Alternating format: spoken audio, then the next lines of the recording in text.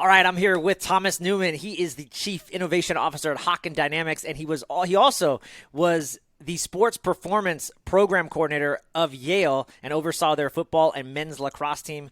Thomas, welcome to the show, brother. Hey, thank you so much for having me on. I always love doing these things and talking shop. This is great. Yeah, man. We are blessed by mutual friends, the great George Ryan. He's connected me to so many good people. And you and I had what was supposed to be a 15-minute conversation about sports performance and law enforcement and some of what you saw at Yale. And it turned into half an hour, and I probably could have talked to you for an hour. So who knows what we're going to jump into today, but I'm super excited. Likewise. That's awesome. Let's go. Okay, so right now you're at Hawkins Dynamics, which we'll get into, but kind of just talk about it. The reason why you're such an asset over at Hawkins is really your background in sports performance.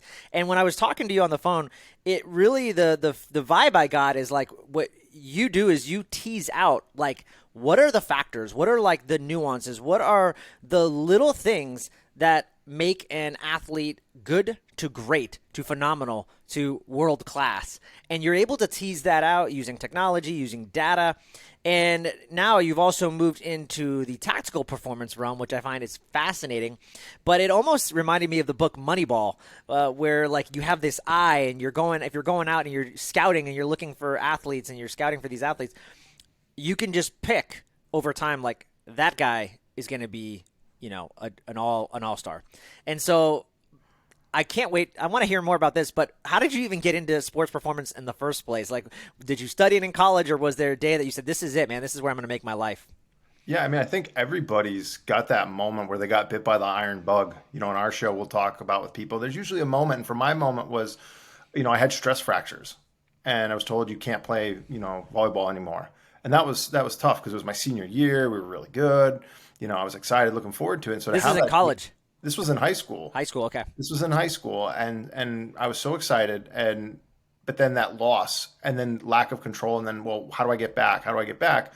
Well, you start doing rehab, and that's fine. You're ambulatory, you can walk around, but I want to get back to my position. I don't want to lose my spot on the team. How do I do that? And I was training at a gym, and I think at the time, I don't remember which magazine, I saw something about these speed ladders, so I figured I would do some of that. So I grabbed some ladders and started dancing my feet. I'll never forget is that the head strength coach at the time, the director of strength and conditioning at Core Fitness, his name is Brian McDonough. Anybody that knows football, Brian McDonough has been associated with the New England Patriots for I don't even know how many Super Bowls. So I'm in there training. At the time, Troy Brown was there, Richard Seymour, all these kind of pro athletes. And here this coach came up to me and he goes, "Hey kid, you want me to write you a program?" And I remember saying distinctly, "What's a program?" And he's like, "Never mind, just come on in." He didn't charge me, and I think that's huge because that's been a big influence in my life. He didn't charge me. I didn't have any money to work with him, but he sat down. What do you want to do? Volleyball.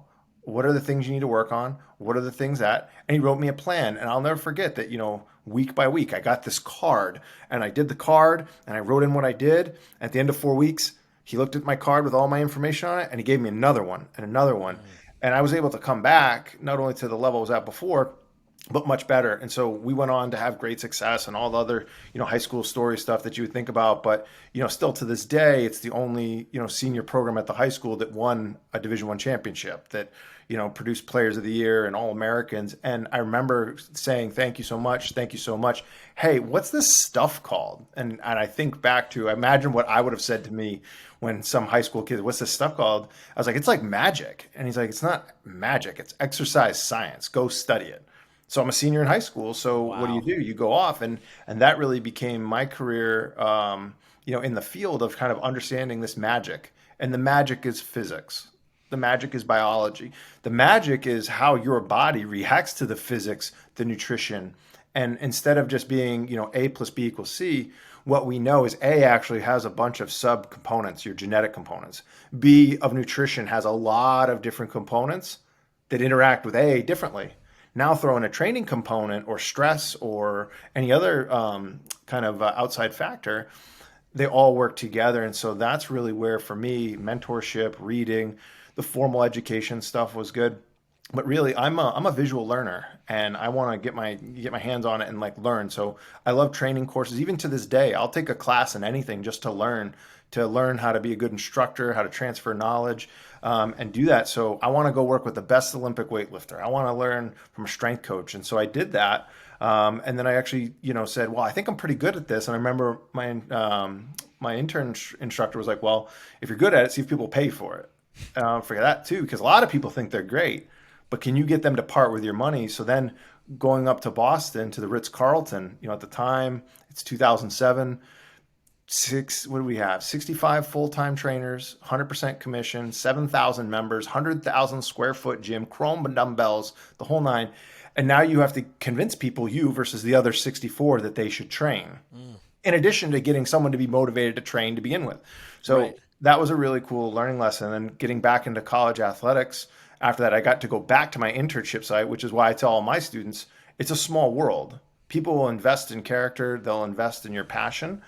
So even if you don't know, be humble and hungry, and people invest in you. And my internship coordinator said, "Hey, do you want the job?" There was no submit your resume and this and that. It's who you Wow. know, and it's the kind of legacy lead. And I think that was huge for me as well. And so then just came up through the ranks through there and met some incredible people along the way, and it's been a fantastic ride. So amazing. Okay, really quick. What you mentioned classes. I believe in that, man. I love paying for coaches, learning from the best. I'm constantly sharpening my sword, and I find it a travesty when people don't invest in themselves and they refuse not to invest in coaches. It just blows my mind. Or they talk about prices, and I'm like, well, I guess you're just gonna stay where you're at. But I'm curious. But for you, what's like a recent course that you went to that you were like, man, this was a good one. Like, because here's a guy, you got a lot of knowledge, man. So like, is there one that impressed you recently, or you like walked away like that's great? Yeah, well, all of them impressed me somehow, and I think I'm going to give a shout out to John Wilborn and the guys over at Power Athlete. I'm talking to John about a new piece of equipment because I've invented some things, and I had a new invention idea, and John just goes, "Well, why don't you stop talking about it? Just go weld it up." And I was like, "I don't know how to weld."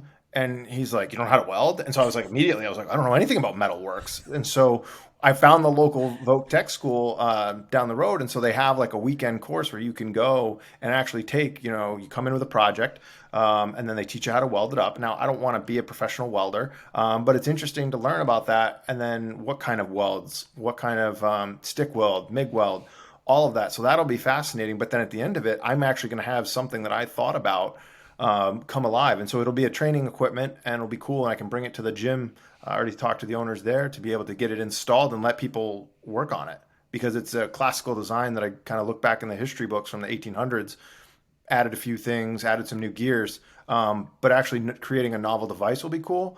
Went one step further, is that how do you make metal?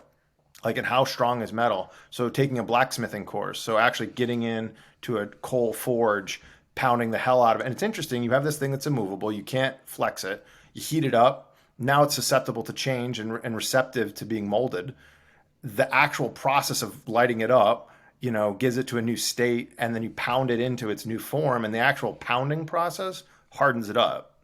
And to me, I think that's very analogous to what I've done in my career, is that crucible of training that John will talk about, or, just going under the bar. We know that it changes you both psychologically and physiologically, but going into the forge, like, will you do it, and the consistency. And so that's been super cool. And then I think the other one is, really getting into canine training. So I've trained Oh humans wow.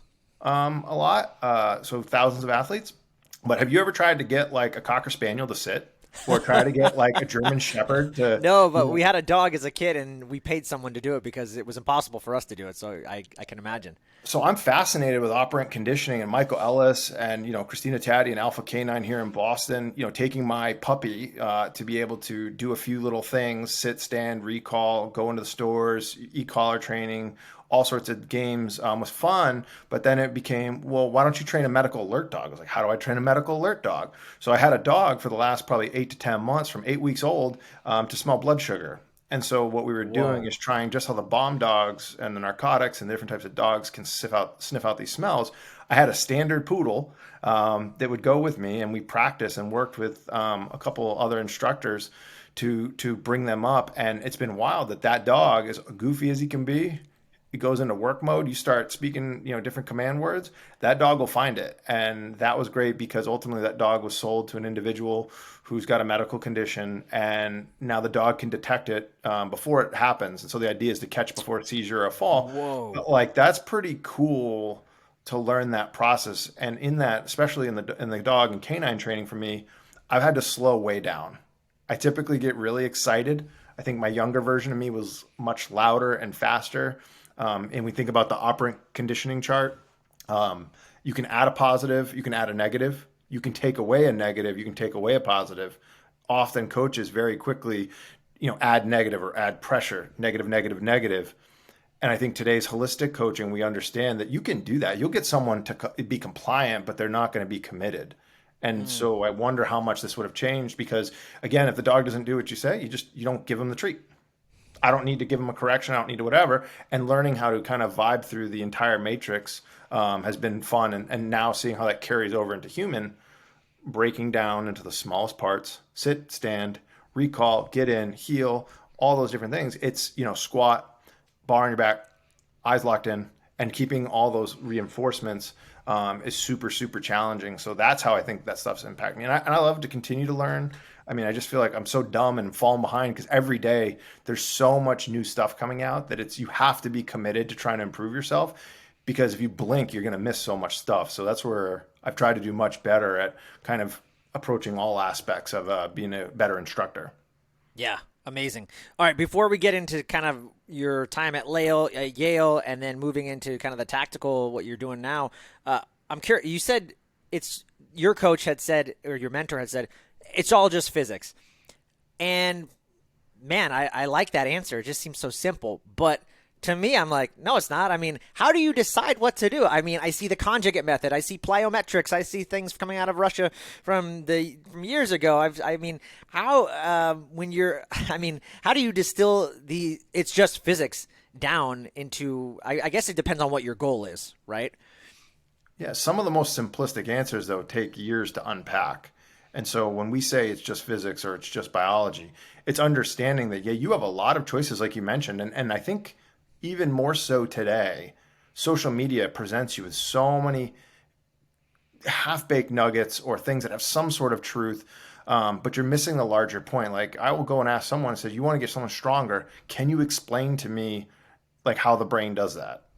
Can you explain to me like action potential? Can you explain to me like what a motor unit does in an eccentric phase versus a concentric phase before we get into the method? But remember, strength and conditioning, and depending on where you want to go, 1880, 1840, maybe 1850-ish time, this formalized methodology, just like there's metallurgy, well, you go to an apprentice.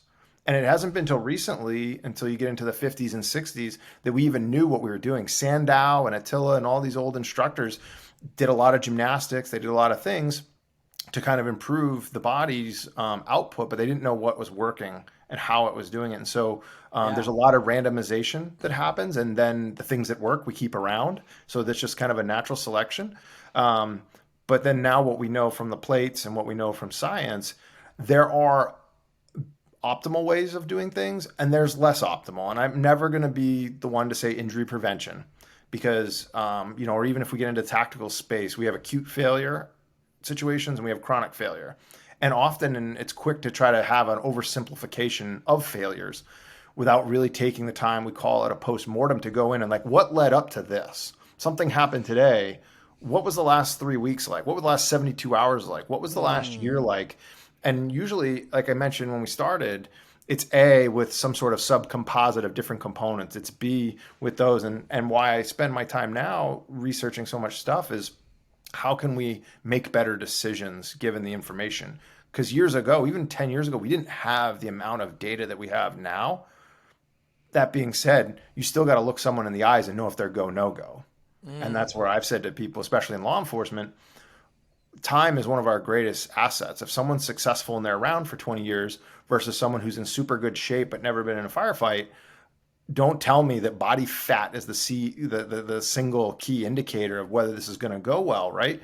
And again, that's an oversimplification, but that's where in training to me that it's just physics, it's biology, I get it now.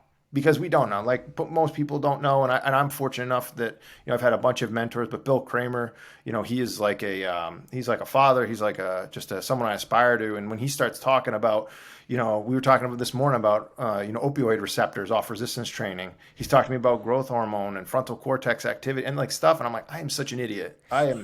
I better get some smart people around me because that's my only asset. Because these Yeah. people put me to shame. But I'm just constantly humbled by it. So I don't think you ever get to the end of what is its only physics mean, but you can start to appreciate just how hard it is to execute day in and day out. All right. So talk about kind of your because you mentioned a couple times now force plates, and I'm sure that kind of dives into how you use that as a metric. I mean, I've heard of these. I've seen some of these things in the lab. I don't know exactly how you're taking that data and saying, okay, based on this, this is what we need to either do, or sorry, this guy's not going to be an Olympic athlete. He's not going to play on our team. I don't know how you guys kind of differentiate it, but talk maybe about kind of that exercise science and then what led you to overseeing the sports performance program at Yale. And I think if I stand corrected, like as soon as you guys took over and started doing some of the things that you did, they just like won multiple championships, had what is it, like rookie of the years and top coaches, offensive lineman of the year. So yeah, kind of talk about that and what transpired. Yeah, as one of my colleagues and staff members said, we achieved a lot of first and a long times and a lot of first evers. So within a year, you hadn't beat Harvard in a decade, football beat Harvard. Within 18 months, they not only beat Harvard, they get the player of the year, they get the first kid drafted since like I think it was Sean was like in 2011. It was a long time. And then everyone's like, you got lucky, whatever. Well, then lacrosse goes in. They win the national championship, beat Duke at Gillette Stadium in Foxborough, and get the player of the year. It was called the Toraton Award with Ben Reeves. And nobody had even been nominated for that. And Ben went and won it. So, yeah, within a very short period of time, a lot of this could never happen. It wouldn't happen at Yale became, oh, we expect to do this. And so we expect to come back and win. And then in 2019, football, won again. And defensive, offensive players, rookies of the year, coaches of the year. And then we had, in lacrosse, 2019, they go back to the finals again. And so now I think we were in Philadelphia at the time and we lost by a couple goals to Virginia. But the expectation was you're playing in the championship, how much that had changed since just a few years prior, which was like, we hope we'll be, in the top five, and it's an Yeah. aspirational goal. It's an expectation, not just a goal. Yeah, amazing. Okay, so what were some of the things that I mean? That's huge. So what was the big difference? What you come in and your team like what did you change or what did you see that was missing that wasn't there before? So we do a lot of coaching, a lot of care, a lot of empathy towards, spending the time to coach. We do a lot of data and probably more so now it's better integrated. But again, people have been joking. They called me like the cargo shorts of, data analytics. I've been talking about this since 2011, 2008. Now it's crazy. I missed the email or something. We got a whole industry of data scientists. And I was like, I missed that email. Like, when did the strength coach not use data to inform their decisions? So we were doing that. I remember being called a numbers chaser, all these kind of things. But I was like, yo, Wow. like you get in the car, you use the speedometer to kind of know what you're going about, but you can also pick your head up and look around. So we installed a lot of the different stuff that I'd learned from my mentors and testing. Boyd Epley's another one, the Epley Index. Anybody that wants to win, just go use that algorithm. It's been around since the 80s. You can go on the website, plug in your numbers, and that's a really good talent ID tool, which then sets you up to do kind of your deeper sports paradigm of, okay, what can we change? If you give me a bunch of people that are 5 feet tall and say, get them taller, I can't. If you get me a bunch of 6'5" people with large bones and say, increase their muscle mass and make them stronger, cool. It's still going to take me blank amount of time, but I've got a shot. And so then there's a probability of being able to accomplish that task. So we did that for everything. And really took pride in that, studied a lot of the historical texts coming out of UConn, coming out of Nebraska, and several other institutions, and made our own hybrid. And then we applied it. And in 2018, when I got put in charge of all 32 teams and 900 athletes, we started seeing similar results. So by the time that I left to Hawken, we had 16 teams in the top 25 nationally in athletics. When did you think of Yale as a jock school? You didn't, but I was flattered, and it was exciting. It was exciting to see a bunch of female golfers come in, chalk it up, tear it up, get in your face, and get player of the year and do better than they had before. And again, training, yeah, there's sports, but sports is our microcosm. It's how you approach life. It's how you become a good teammate. You failed. Did you put your head down? or were you excited that you gave a maximal effort and you will try again? And I would always tell kids, it's just keep coming back. Like eventually your opponent's going to tap out. And so don't try to just win it, have a preset. I'm going to give 5 efforts. If I don't get it in 5 efforts, I'm done. Just be ready to keep going. And sometimes you win and sometimes you don't. In sports, you lose a game. And so that's the worst that can happen. Tactical becomes interesting, and I'm sure we'll talk about this. The acute failure state is something that could have catastrophic endings. And just like we've seen in the news today, you know, what led up to that? How did that happen? And then, you know, if you do your job day in and day out, and we have law enforcement around the world that does their job day in and day out, their trophy is that you don't even know they were there. And so this inverse paradigm of reward system is a little bit different to the psychology. And then now where does stress occur? On the job? Some of the SWAT operators love being on the job. It's actually where they feel most in control and with their team. But going home and the social media and what's going on, there's an added weight to that. So in the stress bucket, we're adding in and then we're doing things to let it out, but we don't want it to ever overflow. Well, we need to take into account all those sources and at least just be aware of it. So that's really kind of what we started at Yale and then continue to push forward with all of our teams.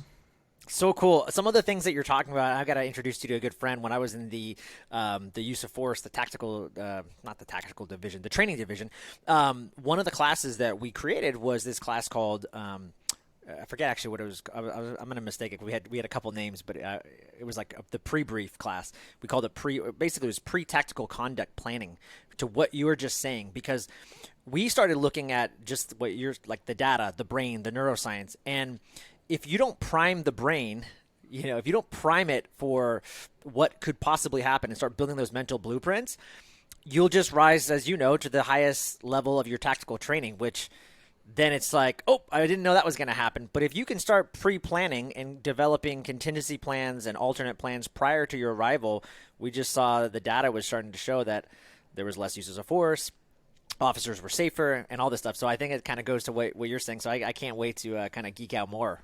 Yeah, and totally. And like the thing is that it's a fine line of training has to be extreme, but not out of control. Training has to prepare you for those situations because remember, and I don't know if you've read the book, The Stress Effect by Dr. Dick Thompson. No. Fantastic book. Okay, everyone should go read it. It's called The Stress Effect, Why Smart People Do Dumb Things. And we know that. And so it gets into the actual no rah leadership, just straight up. Front of the brain does one thing, the back part of the brain, survival kicks in, fear, all these things. And the military's researched this for a long time. And Dr. Thompson, he was actually on Jocko and was in Mac v. SOG. He saw some wild stuff. And if you listen, I think it's like 208 or 209. It's kind of in that time realm, but like it's wild. And then he went and parlayed that into a PhD in, you know, psychology and stress and stress management and mitigation. And he's done this for decades. It's incredible. And I remember like one of the things, if I ask you right now, who's the coach of the New England Patriots? Well, I don't pay attention to football at all because I'm in my own little world. But yeah, so I wouldn't even be able to tell you because that's a terrible. Yeah, sorry. Well, terrible example. My last guy would be. Hey, by the way, this would be my last guess. Bill Parcells. Like that's where I'm at. We'll take it close. You got Bill. You got half credit. We'll put a curve on that answer so that way you pass. Yeah. But say Bill Belichick. So that's a recall situation. You know what colors go into the American flag? You're like red, white, blue. You didn't have to think about that. But if I asked you, hey, real quick, I'm going to line up all your teammates. And if you get this wrong, they're going to run gassers. And we're going to do this till you get it right. I want you to start at 1,000 and count back by 7. Go. And they're going to do something while we're waiting for you to, and then you mess up. Well, guess what? That's not hard, but that's computation. Decision-making under stress becomes tough. You could do it in a classroom, but then now that your buddies are there, and now you're adding stress to yourself, you start messing up, and that snowball effect. And we've had athletes, we've had people we've taught, what were you thinking? And they go, I don't know. The answer is they weren't. They were almost, I think of it as shifting gears. So your training needs to get to the point where you just go boom, boom, boom, boom, boom. And it's in a different part of the brain, and everybody's a little bit different. But then that training culture, and that's why I tell people, don't be afraid to fail. Training is an etch-a-sketch. We'll do it again. But if you got an ego or I'm better than this or this is dumb, like that's where you have to be a good instructor to kind of articulate, we're going to do this in the heat. we're going to do this. I remember changing the audio. You hear teams talk all the time about adding crowd noise, like all of these things, spray the ball, all these things, so that when that happens, there is a default go-to pattern that's not a conscious thought. And so that's been really, really interesting to see how the body defaults during extreme stress. Amazing. I want to go back really quick to just the sport aspect. When you're and just in terms of like the testing, when you are trying to tease out like some of the best athletes and pick your team, your dream team, and make or cultivate a dream team based on what you already have, like, are there certain metrics that you're looking at? Are there like, and what I'm saying is, yeah, like we're going to focus, and I don't know if this is the answer, but we're going to focus on squat, deadlift, and we need to maximize these lifts because when we do, we see that the outcome is we win Super Bowls. I have no idea, but like, how do you see that, or how do you look at those? Yeah, that process of creating what's called a player profile is really important. And so in the player profile, you're actually not selecting for success. You're selecting for failure. And that's a big distinction. That's a big difference because if you are 4'10", the likelihood that you will fail to make it to the NBA is much higher than someone who's, say, 6'6". And I think where people get in trouble with sports science is they say, oh, if I have these things, then I should be good. No. What it really is there's this in every sport, every industry, every profession, there's this stepwise function. Everybody plays sports in high school. Well, some are better than others. So there's this selection and extraction process. So typically people get bigger, people get heavier, they get more powerful. They have an increased skill. So say like tennis, golf. In tactical, I know you, like you mentioned, our friend George Ryan talked about you can be a fast shooter, but you may not be a good decision maker, reactive shooter. Reactive shooters might be really accurate, but they can't. And so there's this combination of things, and not any one, but if you have multiple vulnerabilities, your likelihood for failure increases dramatically. And so when we make our step function, we look at each step, typically 3 to 4 within a population, and then we say, okay, what are these characteristics? What do we see? And a lot of things in sport involve locomotion. And so if we look at one of the most studied things of all time is the vertical jump. And that's where when we started using force plates for a style of workout programming called flexible nonlinear, which was made back at UConn with Jerry Martin, Bill Kramer, and probably one of the greatest all-star casts of Duncan French and Marish and Eric Cressy came out of that program. It was an Cressy, incredible yeah. time where they started understanding of exercise as medicine. But their main tool for analyzing this was the vertical jump and looking at power. So when you add the force plates, you get these two things, and we talk about this. You have outputs. So how high you jumped, how much force you put into the ground. Those are outputs. But the strategy of how you did it, and it's analogous to if two people back squat, no, we'll say two people deadlift 400 pounds. One has rock solid technique. The other person has a rounded back. They're wearing straps and they're humping it up their legs. You can very quickly, because it's slow, you can say, yeah, that strategy doesn't look very good. And that's what technique is. It's strategy. Good coaches optimize technique for strategy to either increase the output or increase the likelihood that you'll do it. Well, with force plates, we know, so for in the NFL, we know how much power output, how much jump momentum we see. And failing to have that means before the play starts, the X's and O's and all the other stuff, you're behind by 6 feet or you're behind by 5 feet.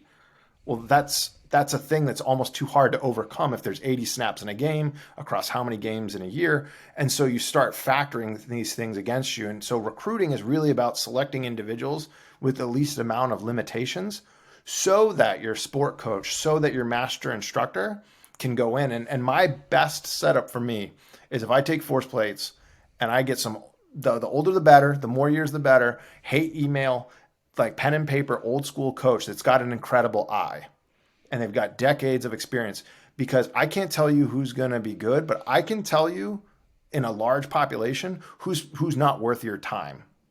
And so that way the instructor can go, so of these 10 people, I don't know who's going to be good, but the one or two will be in this pile of 10. You go find it. And coaches love it, because the problem with coaches, no matter how good you are, and you think of the Sabans of the world, or I had a chance to work with a heavyweight crew coach at Yale that's, Hall of Fame, Steve Gladstone. They don't have a lot of time. You only have 24 hours in the day. Your eyes can only process so much information. So really, to me, sports science and data analysis is about putting the best candidates forward. Now, that being said, on the force plates, if someone sees a dramatic change in their output, we can parlay that into, hey, let's go work on linear speed. Let's go work on shooting. Let's go work on CQB. But if you don't have those foundational kind of raw equity to spend on these skills, traits, or habits, you're wasting time. Classic example, hey, let's go do a bunch of plyometrics. If you don't squat 1.5 times your body weight as a male, you can do it, but just maybe that time could have spent elsewhere because you're not strong enough. You're a tomato.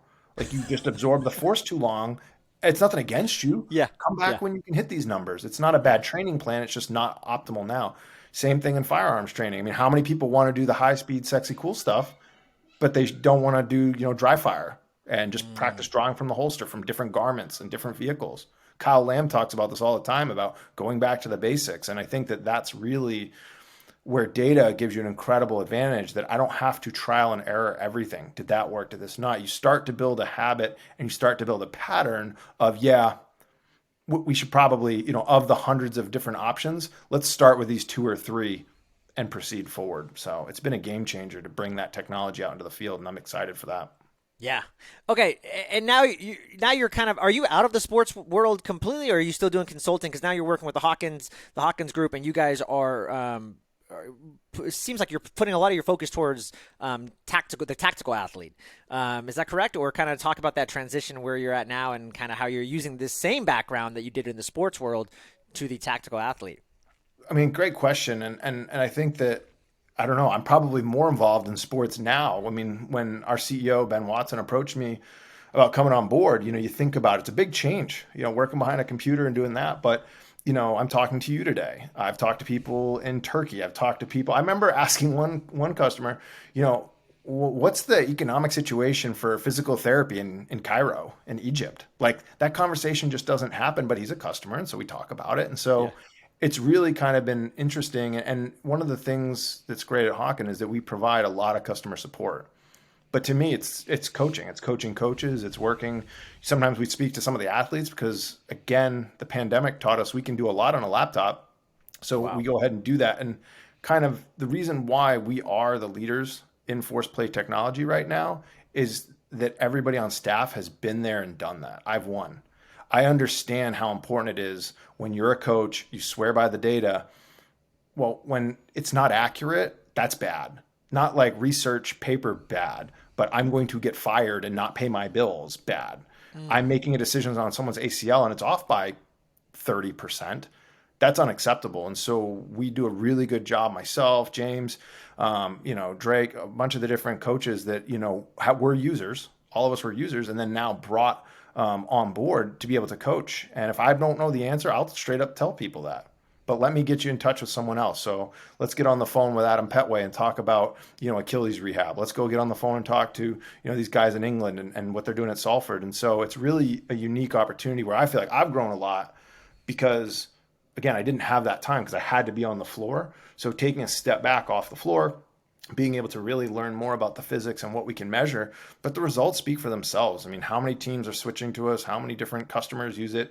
And what my hope is, and I think that, I'll speak for him, for our CEO, is that this becomes part of language.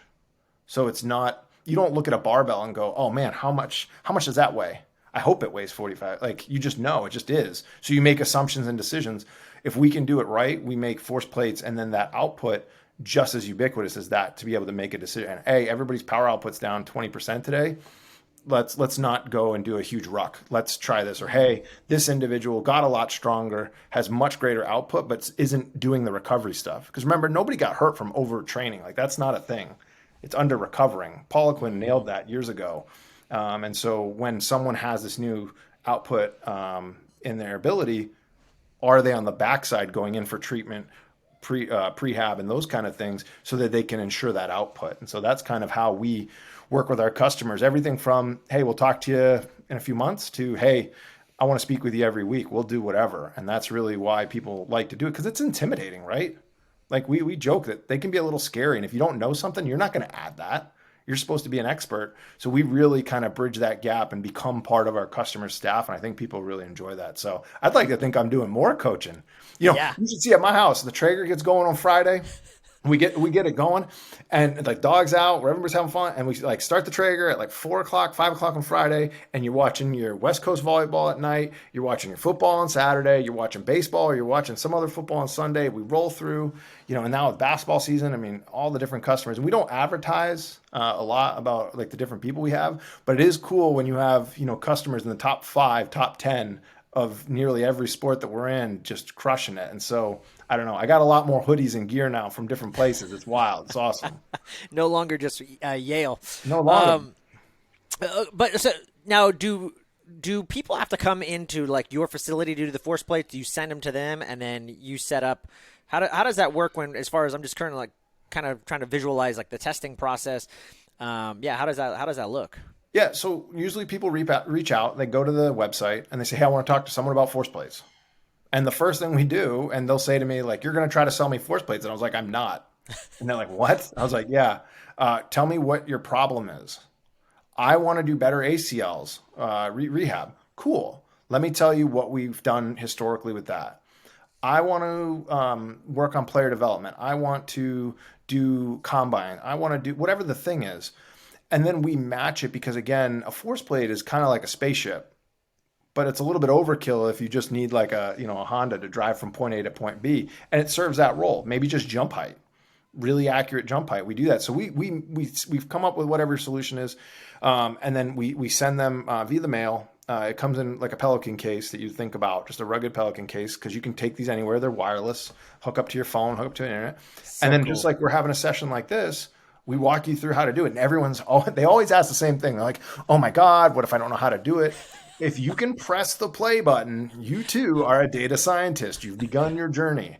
And so we work on just capturing what we call clean data. So making sure that they understand how to do it. And then after you get some collection, we say, "Okay, remember what your problem was." Okay, it was volleyball practice athlete monitoring. We make some graphs, we make templates, and we talk about, red, yellow, green. This is where we want to live. This is where we're going to start having conversations. And then this is where we got to make a change, or there's an acute or chronic failure that's about to happen. And that's where we really see the best benefit, that you get like almost like a radar about two weeks before a major, failure. And again, someone can get crushed in the middle of a play and blow out their ACL, and there's no stopping that. But in volleyball, say where there's a lot of repetitive jumping, golfing, where there's a lot of swinging, Cirque du Soleil, gymnastics, ballet, there's a lot of like funky stuff. And so when those funky things become strenuous or start taxing other subsystems, we need to make an intervention or change. And so we kind of guide the customers through that. And every customer, I don't have a single customer right now that I work with that uses them the same way. Everybody's a little bit different. And so I think finding that and then getting it so that it's language. And a coach that I know he had his best season ever. I'd like to think that we were part of the solution. He's an incredible coach, but he brought on force plates last year for the first time, had the best season ever. Well, he wound up getting a new job. The first thing he did, it's like, I got to get new plates, send them out, starts baselining. Okay, now I can talk to strength and conditioning. Now I can talk to recruiting. Now I can talk I love it. Like you said earlier, it's a language. Now we can all be talking the same language for optimization. Yep. Yeah. And people would say to me all the time, "Well, what are we going to do? Like, our team stinks. We're slow. We're this and that. What are we going to do?" And I'd straight up just be like, "Pray." Like, I am not a magician. I am a strength coach, and I can improve someone's force production by this amount, speed by 2-3%. But like, let's talk recruiting. And again, there's lots of things that led up to this dumpster fire that you inherited from wherever you came from. Let's try to break it into meaningful chunks that make the biggest difference.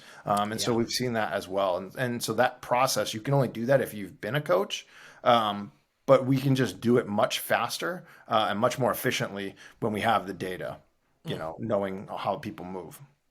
Okay, so and amazing stuff. How does this apply to the tactical athlete? Are you seeing police, law enforcement, the military? Are they using this? And if so, why? What are they trying to optimize for? Right, and for what we can talk about is that there's a big concern, obviously, right now with everything, about optimization and then musculoskeletal injuries. And I'll be the first to tell you right now, it is not force plates. There's no magical piece of equipment that is going to predict or prevent injuries. We can get closer, but again, at the end of the day, we can still see stuff. But there's no like injury prevention drives me crazy because people say like, "Oh, I bought this, now I'll have less injuries." No, you need to be a good coach because if you still do whatever you want to do and you just have data to monitor it, that's not really there. And so we're trying to work with customers to figure out what are some of the strategies that are big warning signs. And you start to really peel back the different layers and you find things like most of the young officers sit in cars and they load up their kit and they're young and they're healthy and they're great. And then at some point, maybe 3 to 5 years in, they get a promotion. And when they get that promotion, they get graduated to the night shift. Well, how's your sleep doing now? And then it's like crazy. And then like body fat starts to go up and stress starts to compile. And maybe they get a divorce or two. And so that's not really great investment in our, top performers. And then you know what? When they want to travel for the SWAT team, because they've been carrying, they have their kit on a certain way or they have their belt arranged a certain way. When you stand on the plates and you can actually see that there's 8 pounds shifted to a side, standing flat. Wow. What does that mean step for step? Pursuit for pursuit, getting in the car, getting out of the car, getting in the car, getting out of the car. And so, again, a lot of the problems maybe at 8 or 10 years are a result because those other things didn't matter. And so that's where we can start to talk about maybe we spend a little bit more time working on how we set up the belt. Maybe we look at putting firearms or different ways, or if you're a breacher, where do you carry that? Like, is it, in the truck? Is it on you? What do you do? Like, how do you swing it, right? How are your mechanics? Are you rotating from the hip or are you bending from the back? But you're able to bring these to the senior instructors and have really intelligent conversation of like, that's dumb. Maybe we should change that. Maybe we should look at that. Why do we do that? And the thing is, I don't know. We've always done it this way. And for us, especially, and I think in tactical, I don't really know if when you get to that level, if an inch matters, assuming that they're within the composite group. They're not like 2-inch vert, but getting more athletic, especially once they're in, has a certain value. But I think if you can preserve someone an extra 5 or 10 years, extending the career, not only both in duration, but then optimal effectiveness. If I can get a person who's had 15 years experience, but carry that out to 20, what's that 5 years worth? Because remember too, especially in civil service or in law enforcement, there's that trickle down. That's the mentorship comes from there.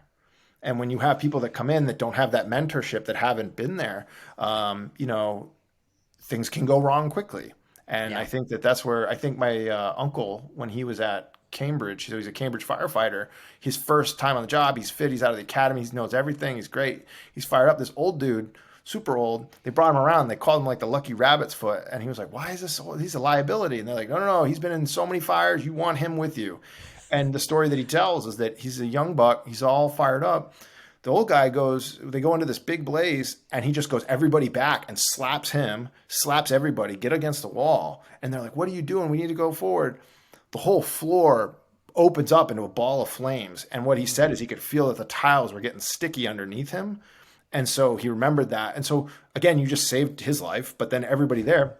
So I'm really big into, if in the tactical space, we can extend both careers, but then also optimal efficiency to pass down. I think that's probably the greatest gift we can do. And thinking of force plates as kind of the backbone of any paradigm to then, hey, let's go do additional testing off of this, because we can do 3 jumps in 30 seconds. We can do 6 jumps in a minute. So if you lined up, like at Yale, I would have 5 plates and 45 athletes. I get all of them jumped in 8 minutes. That's a wealth of knowledge. So, and you can make a decision right there off the data in front of you right that minute. And so if we can do that in tactical, what does that mean? Do we use it at the house? Because it's tough too, because we get into the unions. We start getting into that. We start getting into, private training, and some people only shoot, what is it, like 100 rounds or something like that a year? Like very typical, yeah.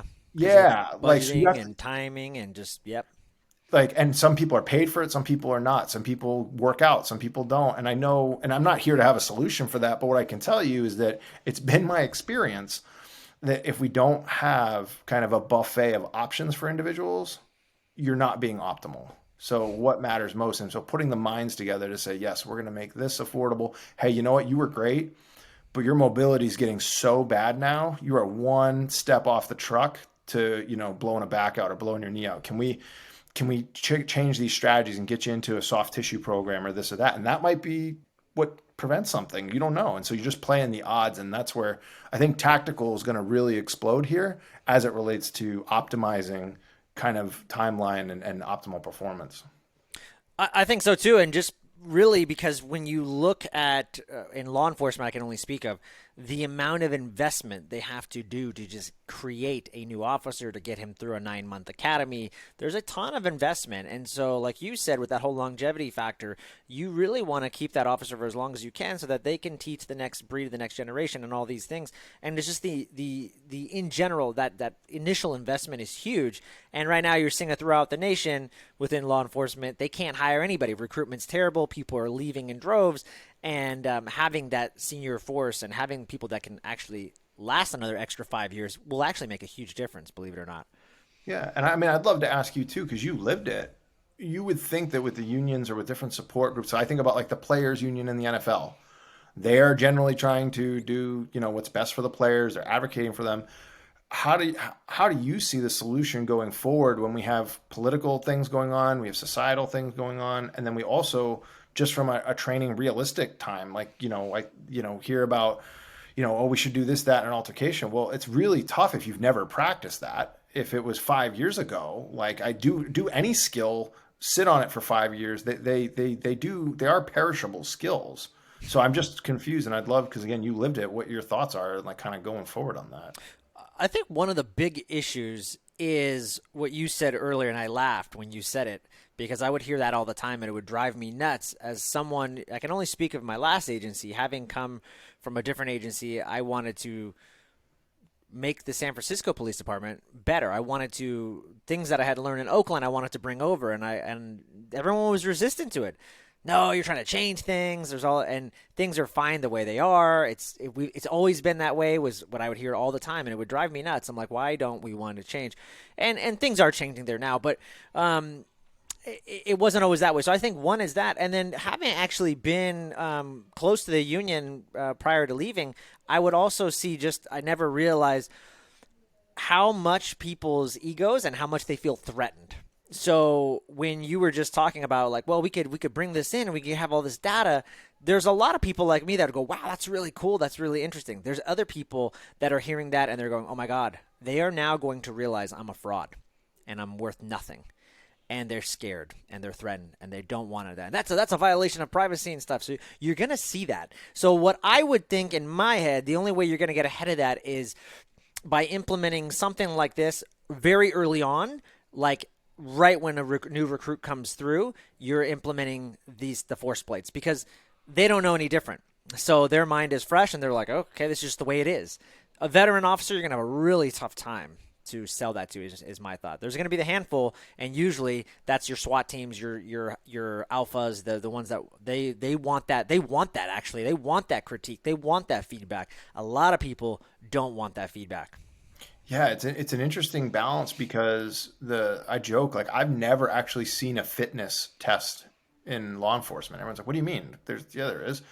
No, those are fatness tests. All of those tests are to make sure you're not getting fat. They're not like there's no mobility screen where you're invited into it. And going back to our operant conditioning kind of quadrant, add a negative or take a negative away, add a positive or take it away. So much of the things in physical training in law enforcement is adding the negative. If you fail this, then I'm going to, correct you. There's going to be a punishment. So that aversion of pressure and punishment develops a certain psychology versus like, hey, let's get in the body shop. Let's get going. You're going to go do training. You're going to do this. And yeah, you're not good at this right now, but let's get you better because it's not about being great. It's about making sure that when you line up to the person to the left and right of you, you can do the job. And it's foolish to think, especially in all aspects, psychology, stress management, all those different things, that law enforcement would be an exception to the rule because we see it in sports. We know that a senior and a veteran player, needs load management. And what works for them is going to be different than what works for that individual. I'm not saying we need to go and make everything, warm and fuzzy and this and that, but just understanding and recognizing if we think about the tactical athlete, there are very specific reoccurring acute failures that are happening. And I talk to people, like you said, if given the opportunity, they'd love to do it. They don't have time, or they want to do it but not have it top down. Cool. Well, how do we get bottom up? Because I'd love to have a couple of, just go jump in a float tank for twice a week. See how that changes your life.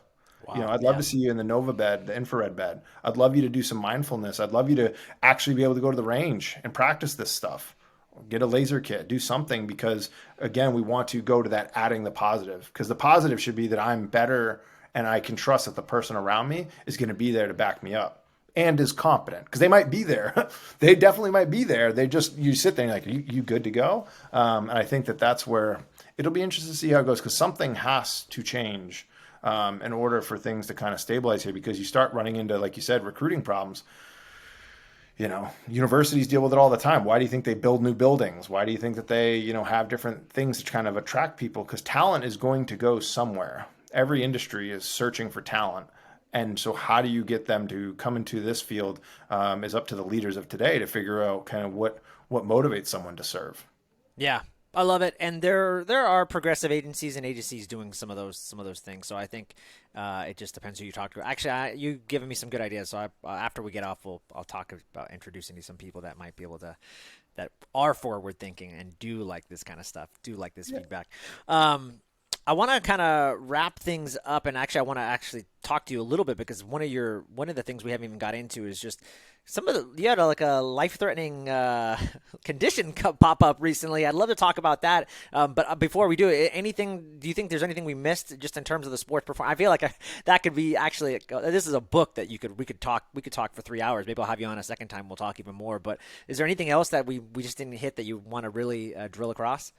Yeah, I think the biggest thing is for people just to understand Hawken, isn't just a force plate company. It's a brand. It's a human performance brand.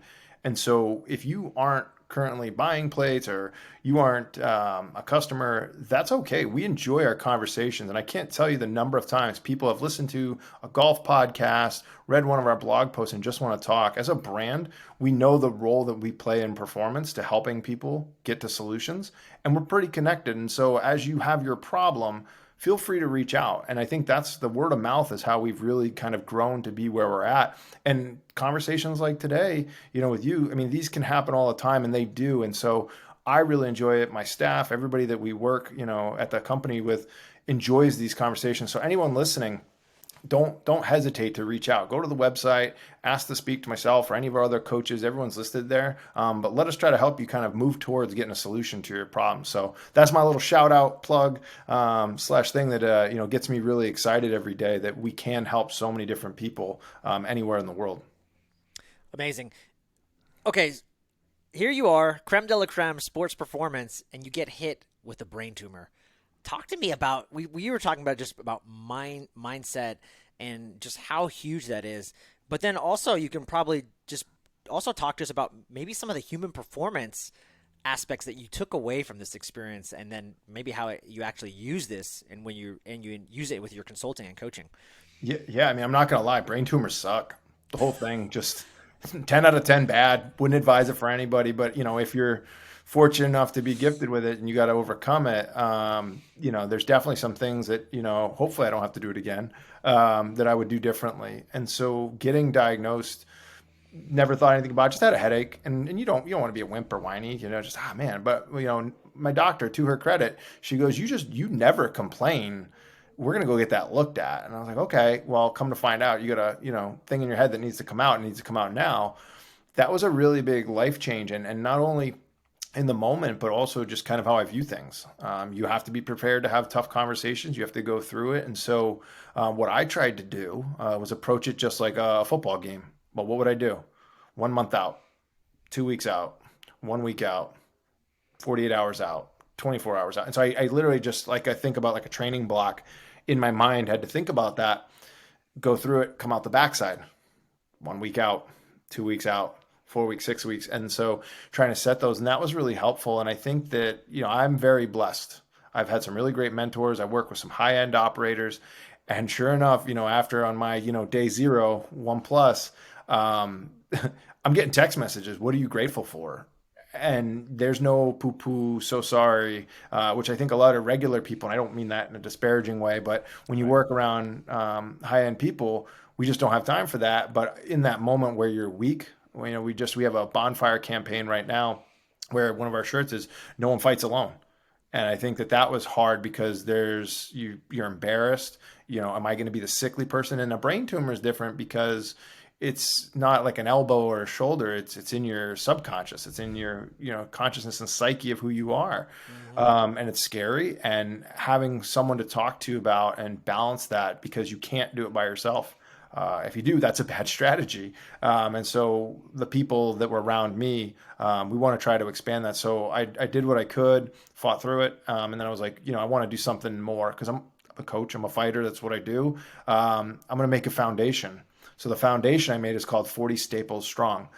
So that's where we're going to put information about, what's an Oura ring, what is a stim machine, what is, the ins and outs of poop. You ever think about that? You come off major surgery, narcotics that they put you on stop you up. Well, what are the different? Just like we have plyometrics and strength and power. Well, we got Miralax, Senecot, and we're going to talk about the other stuff and knowing when to do it. So, and even Amazon buttons, like knowing how to hit a dash button to get yourself Gatorade, like simple fixes to really kind of, as you probably say, like, hack that situation to make it a little bit better.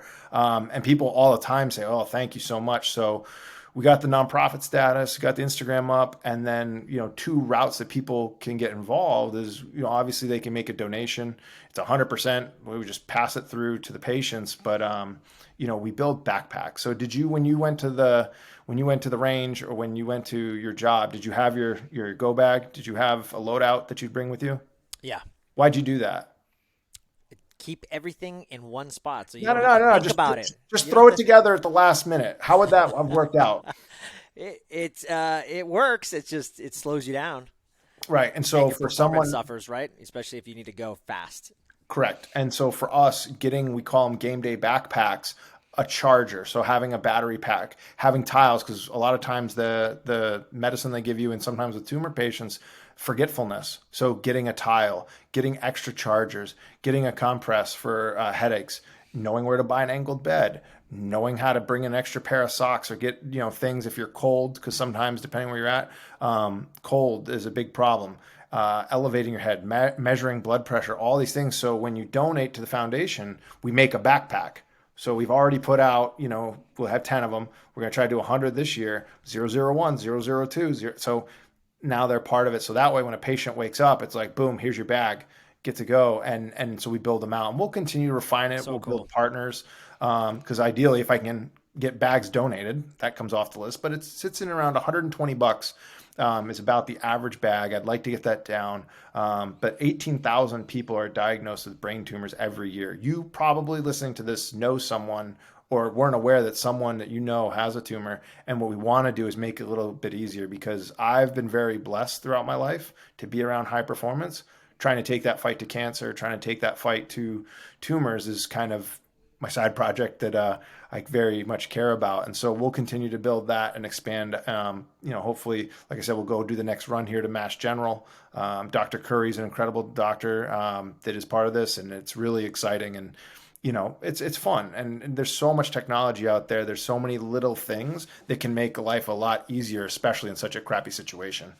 Yeah, and I mean, it's just so interesting what you were, what you're talking about, just the little things like being cold with your socks, and then even we were talking offline. You were saying, dude, you don't even understand like having an Aura ring and being able to like see your HRV, see how you're breathing. Like you were telling me, I couldn't even box breathe after this. Like that's just a simple inhale for 4, hold for 4, exhale for 4. Like just doing that simple, re-regulating the breath, and the breath is huge because that ties into your parasympathetic nervous system, how well you can rest and digest. And if you can't regulate breath, you're going to have a difficult time. Also, just thinking about it, even at a higher level, you have to be in a parasympathetic state to heal efficiently, I should say. And if breathing is going to be a huge factor, so if you can't get people to breathe correctly, that's going to be a big one. So, and you were just talking about that, and they were using the Oura ring to hack to see those metrics. Yeah, I mean, when I put on, if anybody knows HRV, when you see scores of like 9, like 10, you're like, oh no. And it's like 10, 7, 10, like This is not good. And then you go to do What was your typical regular HRV? in life, Yeah, pre-surgery, or if you just, 30s, something like third, that. 30s. yeah, yeah, But and but I now will you're 9. 9 flat, not changing, not responsive. Because That anytime with is HRV, drastic. Wow. you want to be able to control it up. We want to bring it down. We want to bring it up. But when you just see it flatline, the gas pedal is just going. Yeah, you're on heavy meds, and I'd love to get someone on to talk about. I don't know if it could ever be good, but just the lack of fluctuation because you're not sleeping, because you're stressed out. That box breathing you mentioned, I've used that for years. 4 in, 4 hold, 4 out, 4 in, 4 hold. Like doing that. When I'm telling you, when I couldn't blow out for more than 2 seconds, I'm like, what is going on? Well, heavy anesthesia on long surgeries. And I don't know necessarily if the medical community realizes in the spectrum of rehab and recovery, like just lay there, get better. No, get active. Like we don't do that with athletes, right? You have a game. What's the very first thing you do? Active recovery. Well, they just came out of surgery. Okay, so practice breathing. I don't even care. Like, move your ankles, work on your mobility in your hands, because you can't, you're bedridden sometimes, your walking becomes a challenge. But what are the things? Do something. Because I'll tell you as a patient, being told to passively sit there and let life drift you by doesn't put you in a positive mental state. And I just can't stress enough. Whether it's brain surgery or any major life surgery, you have to go in and attack it. Call it get mad, get fired up. You need to go in, get your go bag, get ready to go, and put up a fight and have a team and an army around you. And if you don't have a team or army, that's what the foundation's for. Everybody's got a team. So I don't want to hear it. If you need a team, we're there. Hit us up on Instagram, go to the website. And that's what it's about, is making sure nobody fights alone. Keep your chin up during those hard times, because it will suck. I'm not going to sugarcoat it. It's not fun. But when you come out the other side, just like the steel one we talked about at the beginning of the podcast, you're a little bit harder. You're a little bit stronger, and then you pay it forward to the next person who's going to have to go through it. Love it. Yep. My man, I want to wrap things up. I got a couple of lightning round questions, and then we'll wrap things up. These are actually not lightning round questions. I think I got to change it to deep and thoughtful questions, actually, but that's what I call them. I'm curious, what are some choices, or maybe a choice that you think you made that made you who you are today?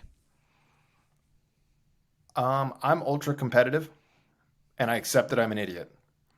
And so I try to surround myself around people that are equally competitive, because you are your 5 friends, but then asking world experts. And just that was such a hurdle for so many people that I watched, that, like you mentioned, ego, pride, all these things. I'm an idiot. There you go. Like when I worked at Yale, I remember telling people, like, you're going to be the dumbest person in the room. This person's a full theoretical physics. This person's going to NASA. This person's going to be a doctor. So having, humility along with your hunger, I think has been really helpful for me to ask that question. I have no problem sitting down and listening to anybody. Yeah, love that. You mentioned on the show just so many mentors, and just talking about that, you mentioned just so many mentors and people you give credit to for helping you along the way.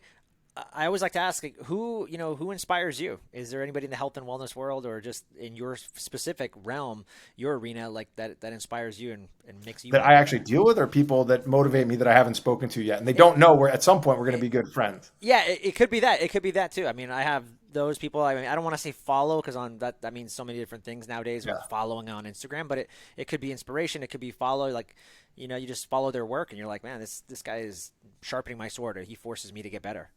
Peter Attia, I think, has done an incredible job of coming from medical to pushing the field.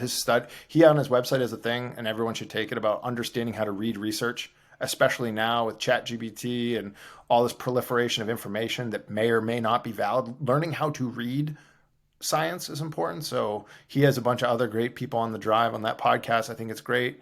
I really like when we look at the people that invented the iPod, so John Ivey, and look at those guys about just design. Really, that kind of fascinates me a lot. Of how do you go and you design, things that nobody ever thought about? Why would you make it? So how did you make an iPod that did that? Why did you do that? So I'm super impressed by that. I mean, I could go down the line, but people along the way, the people that I really admire are the ones who, past, present, or future people, is when they don't accept something for that's the only way it can be. I love historically Dudley Sargent. I think what he did through 40 years of anthropomorphic metrics and the pen and paper grittiness and detail was incredible. Thomas Delorme invented the 3 by 10. rehab. So 3 sets of 10 that everyone does. What's his story? I think that was interesting because everybody said aerobic, and he was the first to say, maybe there's a different way. So I appreciate those Yeah, people, honor the past by, trying to make it better. love that. I'm a big reader. Are there like a top 1 to 3 books that just stand out for you that had a huge impact on your life that you'd say, hey, you got to go out and read these? So interesting on data, I was told. So I read Annie Jacobson. I don't know if you know her work that she's done, Mm. but her book she just wrote about First Platoon, which was basically about the Army's use of biometrics and Mm. data. And so kind of the global panopticon that they built of surveillance and how rule of law and what was trying to be done in Afghanistan is probably one of the best historical documentations of both the use and misuse of information. And what I like is any of Annie's books, whether it's Operation Paperclip, Pentagon's Brain, she did a whole thing on DARPA. She provides you with so many cited sources. That's an incredible book. And I think that if I ever taught an ethics class, I would make that people read that. The Stress Effect changed a lot of what I think about. Just how you coach. I always think of the quadrant. Every coach I work with now has that 4 quadrant over their head, and they're either adding points to one of the 4 sectors, and so that's been super huge. Oh, geez, you need Those are one of good. one. You don't Yeah, need those are three. I those just are was curious if there was like a top. Those top ones that you just mentioned are those amazing. those are probably the biggest ones recently that really have altered some of my thoughts. I love that. Last 2 questions, we'll wrap it up. You mentioned gratitude. Is there like, do you have any hacks or rituals or practices that you do on a regular basis? Yeah, so you gotta, call somebody, text somebody, and then actually write down what you're grateful for. Yeah, I'm grateful, but the power of getting on the phone and telling your aunt that you miss her, getting on the phone, tell your uncle that you miss them, letting somebody know how much they mean to you, especially with what went on through the pandemic and what's going on now. I think just putting good karma and juju out in the world is a big deal. Mm. So you can call somebody, you can text somebody, but then write it down because it's very easy to get negative, and so you need to make a conscious effort to take action to the gratitude, not just oh yeah I'm grateful for whatever. So that's the biggest thing that I try to do. I love that. It's funny too because they always talk about, to really make that gratitude work and create that kind of vibrational force, that energy. There needs to be an emotion stacked behind it, and you're definitely doing that by actually, calling people and telling them there's a different energy definitely associated with that. All right, my man, Tommy When you Newman. first do that, Go. though, I'll say that when you first do that, though, the first thing people say is, "What's wrong? Yeah, Like, what are you about yeah, to tell me?" And so it's just, yeah. but it does make a big deal. I mean, I just spoke today to one of my professors that I had, just saying thank you and just how much it meant to him, and for me to carry that forward, that same energy. So definitely about that. So I think that's huge for everyone. I love it. Last but not least, Tommy Newman, where can people find you and some of the good work you're doing with Hawkins Dynamics? Yeah, so you can go to our Hawken website. So just hawkendynamics.com. It's there. There's all sorts of links to get a hold of people. Instagram is the main social right now. So that's bulldog.strength. So you can hit me up there, as well as LinkedIn. This is the 40 Staples Foundation. If you type in 40 Staples, we come up. 40 Staples has its own Instagram. And so you'll see a bunch of content coming out where we're going to go through technologies, rituals, patterns. And I hope, and I'd love feedback from people, what can I put up there that is the most impactful? I don't want it to be a woe is me. I don't like really X's and O's tactics of things that have worked. And if there are patients that have done things, I'd love to hear from you so that we can add it to it. Because again, it's about building a community. It's not just one. It's about building a team for people, so that no one has to fight alone. Amazing. Agreed. Thank you so Awesome. much, brother, for being on the show. Oh, Appreciate you. thank you. Thank you.